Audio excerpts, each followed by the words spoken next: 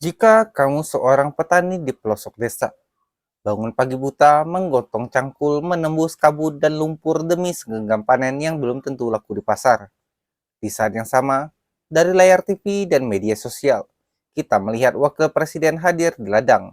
Bukan untuk mencangkul, tapi menyaksikan demonstrasi drone dan menyerahkan bantuan pupuk secara simbolis. Pertanyaannya, apakah teknologi secanggih apapun akan menyelesaikan persoalan petani jika akarnya tidak pernah untuk disentuh?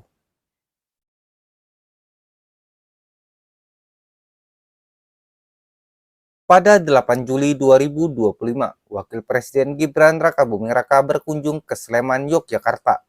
Di lahan pertanian milik TNI AU Adi Sucipto, ia meninjau panen tebu, melihat teknologi pertanian dari PT Pupuk Indonesia, dan menyaksikan demonstrasi penggunaan drone untuk penyemprotan pupuk dan pestisida. Gibran dengan yakin mengatakan, untuk peningkatan produksi tentu kita tidak bisa lepas dari mekanisasi alat-alat modern. Sekilas terdengar modern, futuristik, menjanjikan, tapi mari kita turun dari panggung elit dan menengok kenyataan di lapangan. Berapa banyak petani yang mampu untuk membeli drone seharga puluhan juta rupiah? Siapa yang akan mengoperasikannya, mengurus perawatan dan biaya operasionalnya?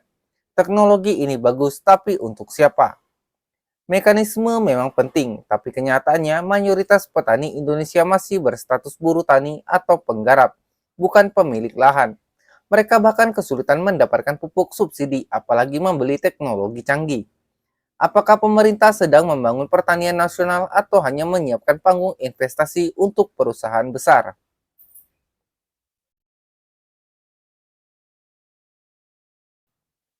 Dalam kunjungan itu, Gibran menyebut bahwa arah kebijakan Presiden Prabowo jelas.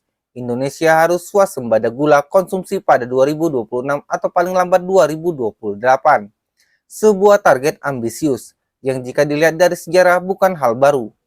Presiden sebelumnya, Jokowi yang juga ayah Gibran sudah sering menggaungkan swasembada pangan, tapi kenyataannya gula masih kita impor lebih dari 3 juta ton per tahun.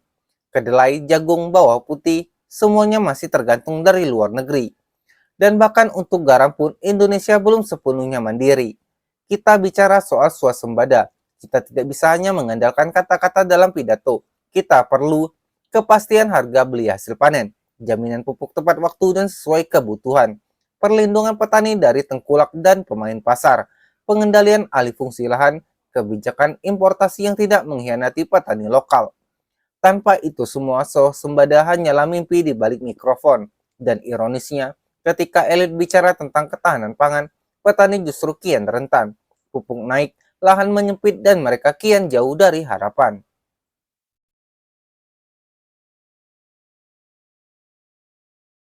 Gibran juga mendorong generasi muda untuk masuk ke sektor pertanian. Menurutnya dengan hadirnya mekanisme dan teknologi seperti drone, pertanian bisa jadi lapangan kerja yang menarik bagi anak muda.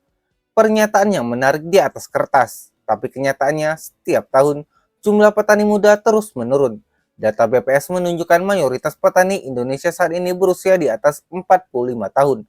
Anak muda lebih tertarik ke sektor jasa, industri digital, dan merantau ke kota. Kenapa? Karena mereka melihat sendiri bagaimana orang tua mereka bekerja keras di sawah tapi tetap miskin. Karena mereka tahu menjadi petani hari ini berarti hidup dalam ketidakpastian.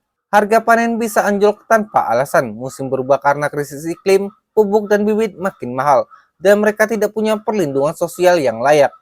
Anak muda tidak alergi pada pertanian, mereka hanya alergi pada kemiskinan yang melekat pada sistemnya. Jadi sebelum bicara soal drone dan teknologi, tanyakan dulu, sudahkah pemerintah memastikan bahwa menjadi petani adalah profesi yang layak dan membanggakan?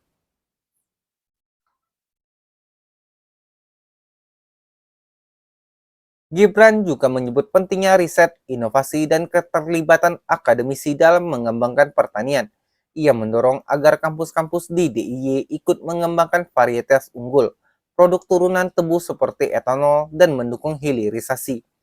Inisiatif ini patut diapresiasi, tapi jangan berhenti di seminar atau workshop.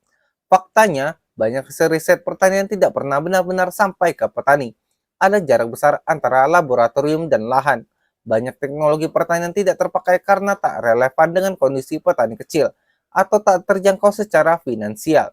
Dan ketika pemerintah hanya datang dalam bentuk seremoni menyerahkan pupuk secara simbolis, menyaksikan demo alat canggih lalu pergi dengan foto-foto bagus, masalah struktural pertanian tetap tak tersentuh. Apa gunanya pameran drone kalau distribusi pupuk masih kacau? Apa artinya riset kalau petani tetap dijadikan objek bukan subjek?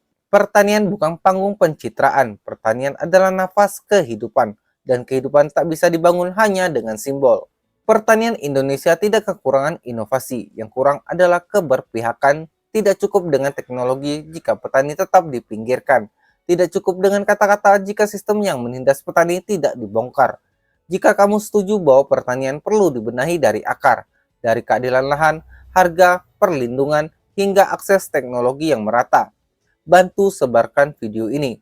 Klik like, komentar dengan pendapatmu, dan subscribe agar suara-suara dari ladang ini bisa menggema lebih luas. Petani adalah pahlawan, tapi mereka tak butuh pahlawan baru. Mereka butuh kebijakan yang berpihak.